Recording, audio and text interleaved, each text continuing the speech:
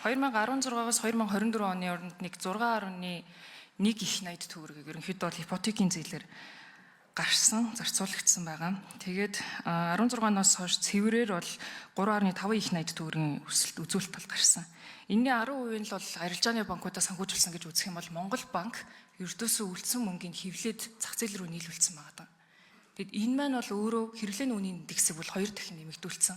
Нөгөө иргэдийн яриад байгаа юмны үн өндөр болчиход байна, инфляц өндөр болчиход байна гэдэг асуудлыг дэгдээхэд хамгийн гол нөлөөтэй оролцсон хөтөлбөр маань бол өөрөө энэ ипотекийн зээл гэдэг хөтөлбөр байгаа юм.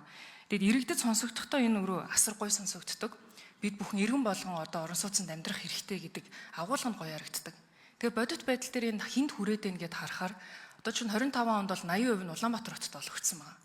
Бид нар нөгөө Улаанбаатар хотын төвлөрөл хит их байгаад байна. Яаж орон нутгуудлага хөгжлийг төлөвлөх үү гэж ярьдаг хэрнээ төрийн бодлогочин өөрөө эсрэг зүглөөгөө явцсан. Улаанбаатар хот дотор ахиад харах юм бол хаан уул дүүрэг нисгтэр бүх төвлөрөл нь бий болцсон байна. Тэгэд эн чинь яг гэр орооллыгоо өөрчлөд байгаа бодлого муу юм уу гэвэл үгүй.